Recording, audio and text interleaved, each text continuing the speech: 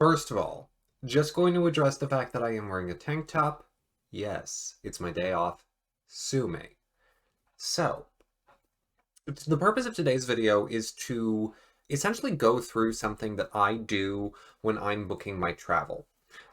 This is something that I actually genuinely very much enjoy.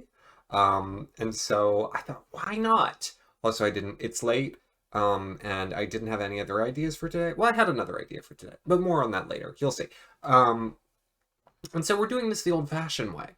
And I am recording not with my phone for once, but with my actual setup. And so this is slightly unusual, but all of these are slightly unusual because I'm slightly unusual. Without further ado, let's get to it. So you'll notice, first of all, that I am on an incognito window. That is deliberate. That's not just to hide my browsing history, though I have nothing to be ashamed of in there. This is because, especially when booking travel, I don't trust cookies. I feel like they're making things more expensive. I feel like that's been demonstrated in the past, and even if that's not the case now, it makes me feel better. And that's important. And so the next thing that I do, I actually go through Google directly because Google has a very, very handy feature that I like very much and that I'd like to show now, especially for those who don't book travel for themselves often, as something to keep in mind. Maxie's barking. We'll see if I cut that out. So I'll be traveling around Christmas. And so because of that, I need to be back in Ohio by the afternoon on the 18th. And I need to be going back to New York, New Jersey by sometime early in January. That I can be a little more flexible on because, I'm able to work remotely. And so, presuming that there's nothing that obligates me to be back in person, I can take a little bit of time at the turn of the year coming back because I can work from anywhere. Anywhere that there's Wi-Fi, which is nice. Trust me, that's nice. And so what we'll do is we'll look at what I consider to be the optimal flight days, namely the 17th or early on the 18th, and then we'll look at some suboptimal scenarios depending on how that plays out. But so I actually tend to just go straight through and use Google for this. Google has some very nice features that they offer for if you're planning a flight. And so I really like how they work. And, normally I'm like, oh, don't trust anyone for anything ever. But where good tools exist, I intend to use them. So I'll start off by searching Newark, because Newark, New Jersey is the closest airport to me. Newark, New Jersey to Columbus, Ohio flights. And once you scroll past the ads, you'll notice the flights tool within Google. And you can see that they already are suggesting nonstop and connecting flights, dates, etc. And if you're just trying to get away, they have things for that. And it's whatever. I'm not trying to, buy what they're selling. I have specific parameters in mind. And so we go into show flights. And in here, we can then start setting up and filtering. And this, ooh, I love a filter. This is so sexy to me. So first of all, airlines. I do not select all airlines. We will take American, Delta, Brussels. I do not need Brussels. JetBlue is fine. They're usually very expensive. Southwest and United. Essentially, any of the major airlines.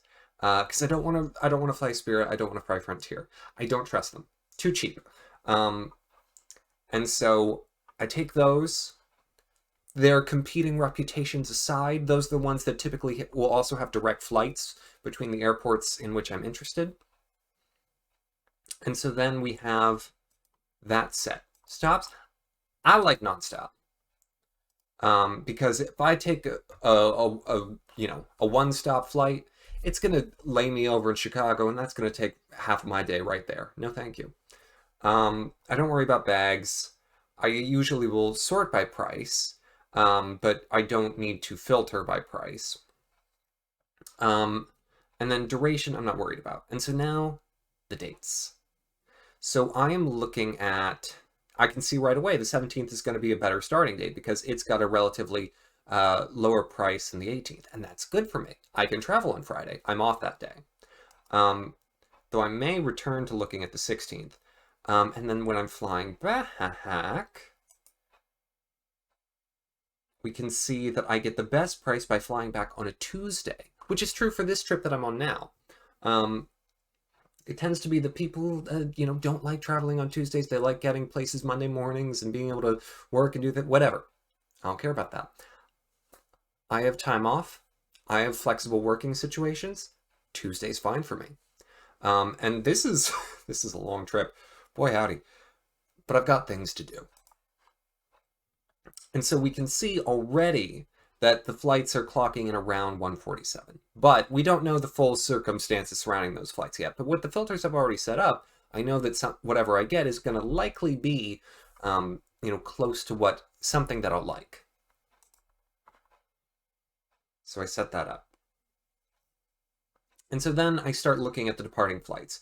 So we can see we've got, an American flight out of LaGuardia, and we've got a United flight out of Newark. This is something that I've come to know.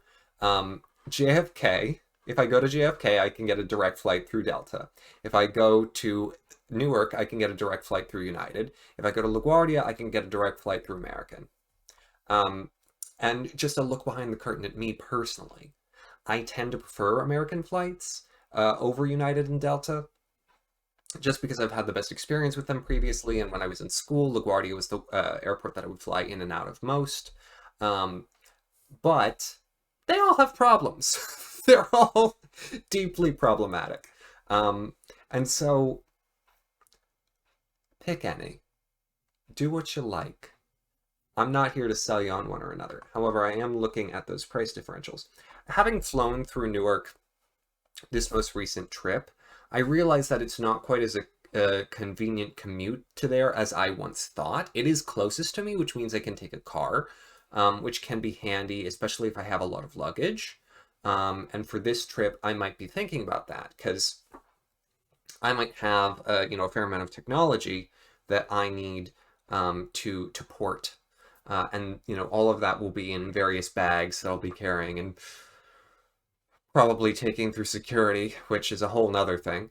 And so other considerations are, how easy is it for me to get there in a car, for which Newark's the best, and also how quick is it to go through security, for which LaGuardia is actually the best, shockingly. LaGuardia's security always runs fast. And so I kind of have to price that in as I'm looking. All of these things that I'm rattling off are considerations that typically flow through my head when I'm making this decision. And if you care to take notes, factor in transit costs, because I can get to LaGuardia for about $10 by taking 2 trains and a bus. But that takes time. It takes about an hour and a half, and then I still have to, go through security, and so it takes more time, and it's a bit more effort. But I know how to travel. I know how to pack my stuff. I know how to carry my stuff. I got arms. They work. I got legs that work too. But it's definitely more stairs going through the subway. Whereas Newark, it's just a car. And so this would be the cheapest. These options here would be the cheapest. But there is, of course, the consideration of, okay, is the cheapest the best, or do I want to factor in some convenience? Because to take a car to Newark is $20-25. And so $15 of comfort and then another $40 on the flight. Is that worth it? And my impulse is usually no, because I really like a deal. Oh, I will tell stories about the good prices that I get because I'm thrifty. Um, but I also have to consider the returning flight. So even if this is the best flight out, like I like morning flights. Um, I personally don't mind them at all. I would probably do the 8:30 over the 6:30, given that I'd have to get to LaGuardia.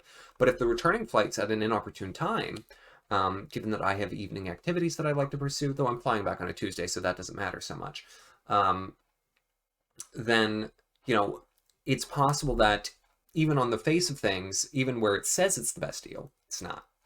I realize I've been sitting on this page for a while and I should actually click on something. Um, I'm going to go with this one because I like those times. And I've got several options for the return flights, all at equal price. Even though I'm booking, like this is, I'm talking to you on November 23rd. I'm booking a flight for less than a month away. I'm getting a price like this round trip. That shouldn't happen. But because of my flexibility and because I'm able to, you know, manipulate my schedule, and because my flight dates are real far apart, I'm able to get a nice price. Um, and so for the return flight, it's actually usually best returning because the Columbus airport is very easy to fly out of. Security runs quick. It's a nice airport. Um, I usually like to do those stupid early ones. Also, my father wakes up early, and so he's fine driving me to the airport. Um, however, if it's a Tuesday, um, I don't have to be beholden to that. But what I do know is I'll likely be working on this day. And so what it might be nice to do is pick the early one so that way I can be close to home by the time, excuse me, I'm actually supposed to be working. This is essentially the flight pattern that I took when I traveled in October. And so we've got that flight booked. Well, not booked, but we've got that selected. And then I can actually book it on the American Airlines website. However, there is something else that I want to show. Let's go back. So when we are originally selecting flights, if I want to figure out a different combination that may get me a slightly better price, because you remember if you were looking at the date grid originally, there were some flight dates where I could get like something in the 130s. So we can go to the date grid. This is my favorite thing.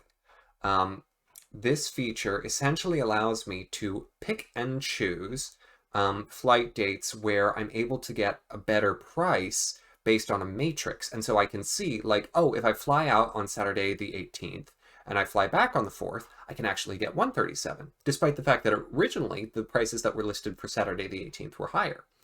I'm going to look at that because this also fits my pattern so long as it's a morning flight and $10 cheaper. Or I could fly on Thursday the 16th after returning from Philadelphia so long as it's an evening flight. And so I can start to see like, oh, how can I manipulate this so that I can get the best price? And I'm seeing, overall that the Tuesday, Wednesday, Thursday dates in the first week of January are going to give me the best prices for the return trip. And that I'm actually getting a fair amount of flexibility on the departing flight. Because the departing flight on really any of these dates around my window isn't, prompting anything that's super high. The 17th is a little higher, the 19th is a little higher, and the 20th is a lot higher because we're getting very close to Christmas then.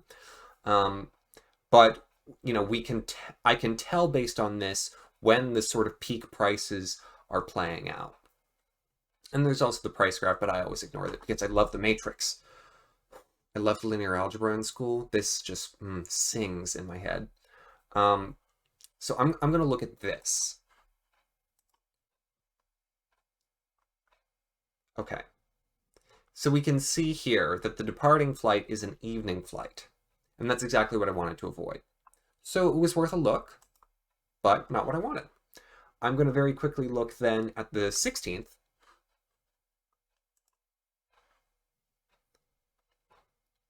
And on the 16th, do I have a late evening option?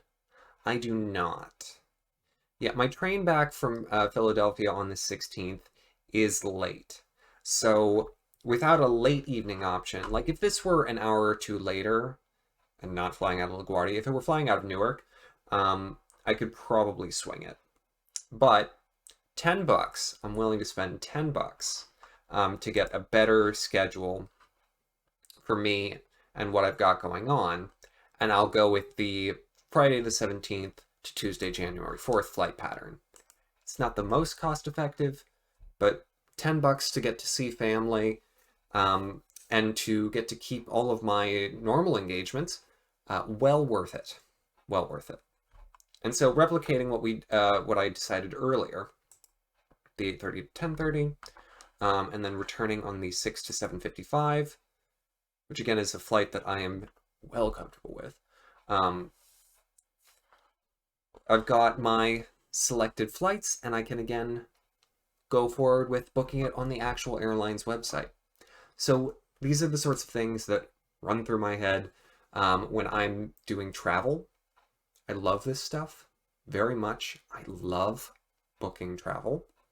And if being a travel agent were a viable career, gosh darn, I'd do it for a week. I really would. I think I'd enjoy it. After the first weekend, it'd probably be a bit repetitive, but for a week, totally.